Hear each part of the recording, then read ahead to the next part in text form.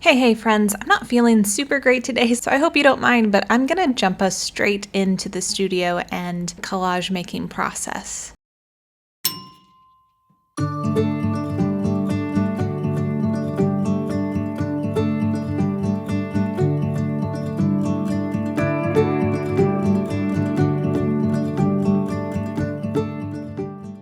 Anytime I've been making for a while, I end up with a folder full of scraps, and so I've pulled that folder out.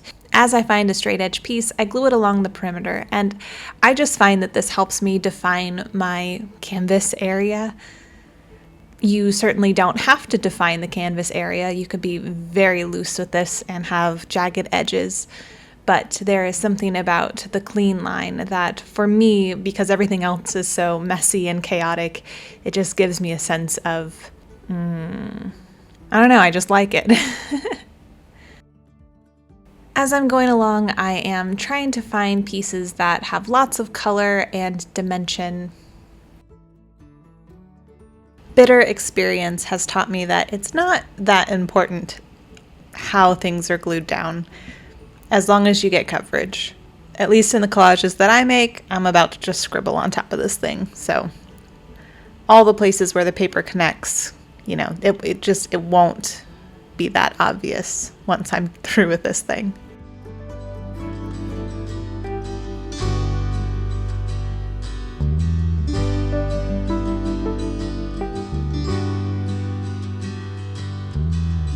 Beneath the stars, beneath the skies, in darkest darkness or brightest light, I'm calling out for you.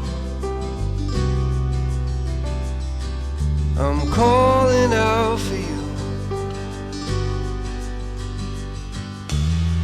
Within the storm, within the fire, when I feel hopeless, you're by my side. So I'm calling out for you.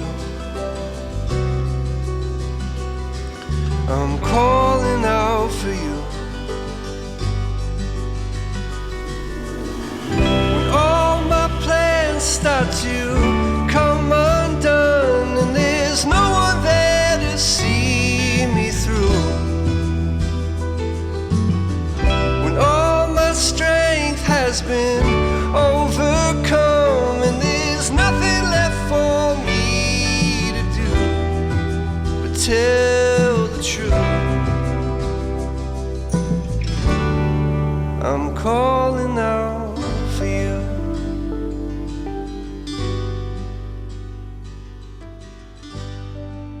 Once I have full coverage of the page, I decided to pull out my gouache paint materials. Now, I don't know if anyone else has used Himi gouache, but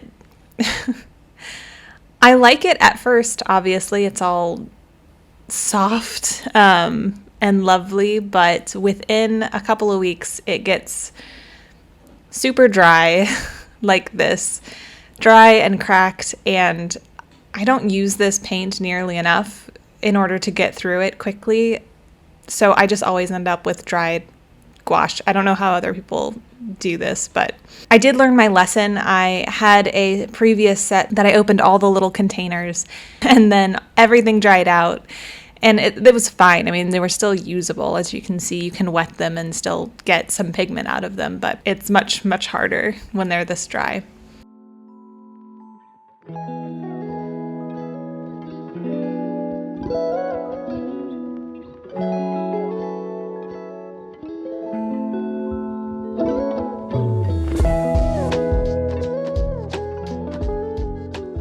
One thing about this session is I got super into it, so into it that I kind of forgot I was supposed to be filming, and my head just gets right in the way, and the camera struggles to know what to focus on.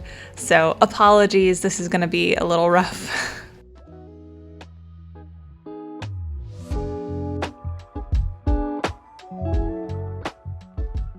After I have some of that gouache laid down, I pull out my Posca markers because I have to. I love them.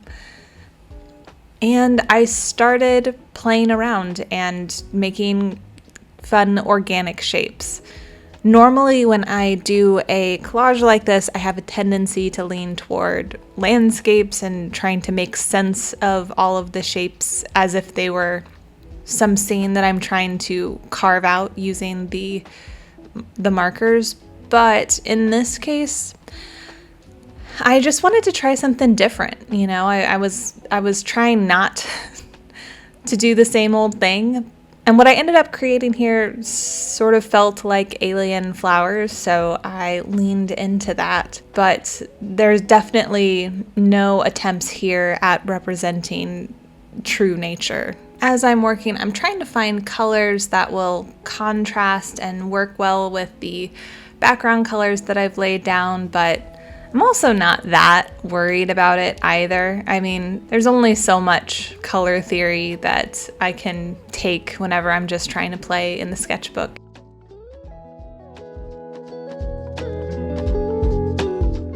I'm just choosing colors that I like and kind of hoping that they look good with the background. And, you know, I think that the results are fine.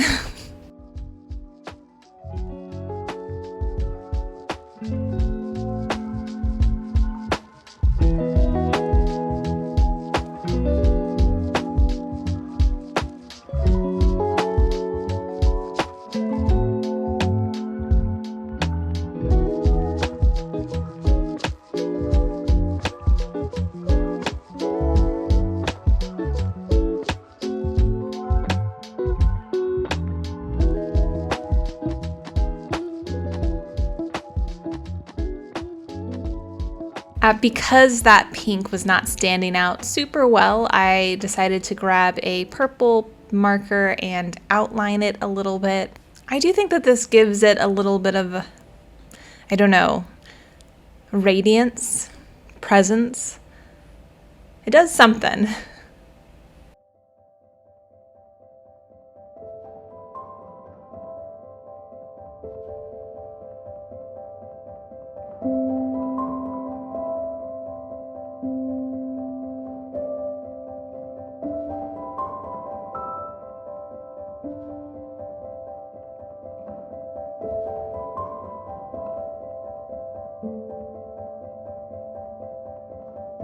One thing I loved about this after the paint had all dried was the way that the gouache paint that was super watered down, it sort of pebbled like water droplets on top of the more slick paper, which I thought looked really cool.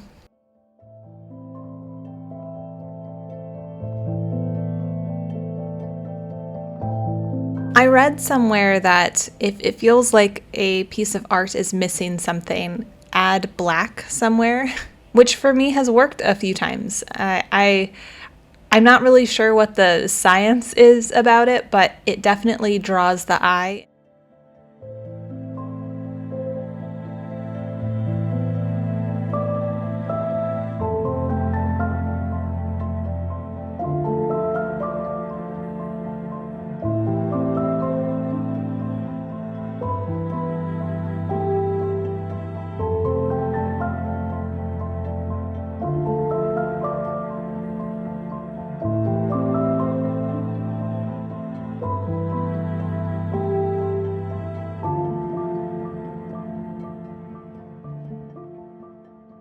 And periodically, because the lights are kind of shining and reflecting, I lift it up and look at it in a different way, trying to determine whether or not I'm feeling like it's getting done. And I do think I'm close here.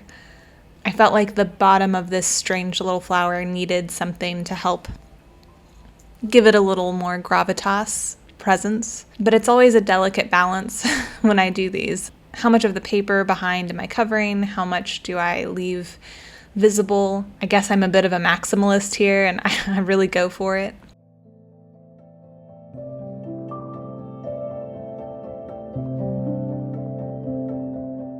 For my skies, I like to do lines to help create a sense of oneness or unity.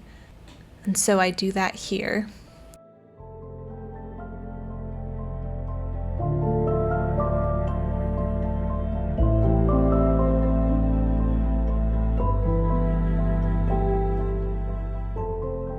And then the last thing I do is add a little flower because it just felt like it was needed.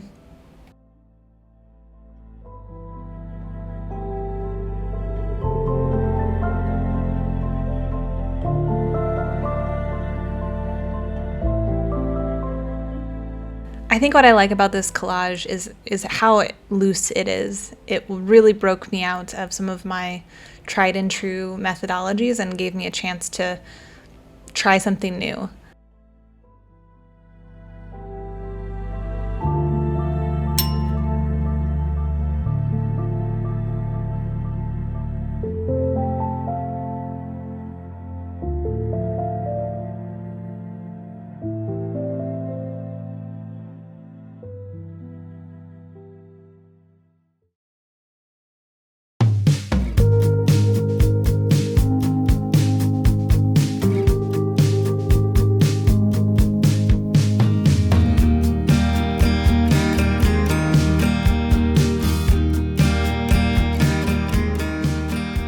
For my next collage, I pulled out some abstract paintings that I created like a year ago now. I had hung them on my wall, but eventually I took them down and they were just sitting in a pile on my desk, so periodically I've pulled them out and used them in collages. So my first step is just to kind of tear them up and see what pieces I like together, how I might be able to organize them into a new, maybe more interesting composition. This is, for me, the most frustrating part. Unlike with the last collage where the pieces were so disparate, it really didn't matter because I was going to be covering up most of it. I did want to leave this more uncovered or slightly less I don't know a better way to say it, slightly less affected by my creative destruction. I was trying as best I could to create a pleasing composition with the pieces so that I wouldn't need to add too much on top in order to make it feel unified.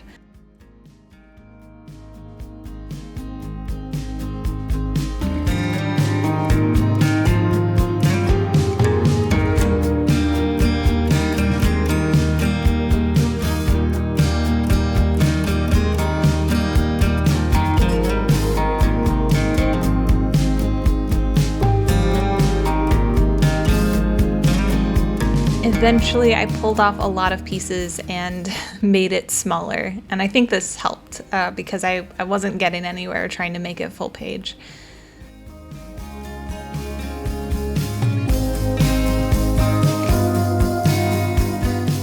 Once I had this composition sort of settled in my mind, then the next step was just to pull out my glue and start slapping it down.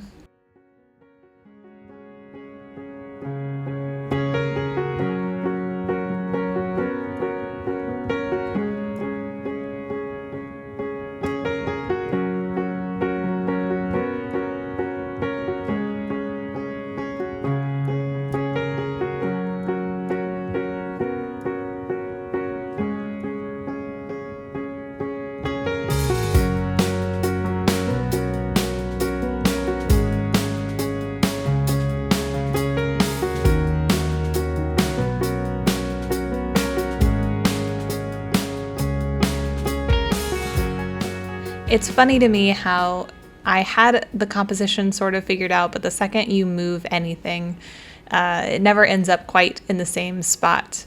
This is kind of annoying, but it's also a part of collage making that's kind of fun.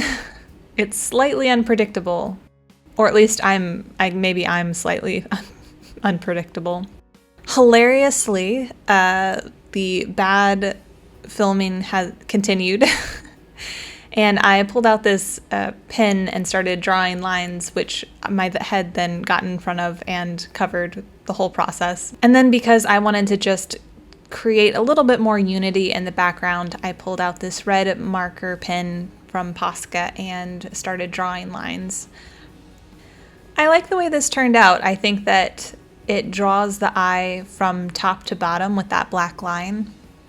But there's sufficient detail in the background that it's kind of fun to just get lost in the marks. And I think that there are little sections of it that I like more than others.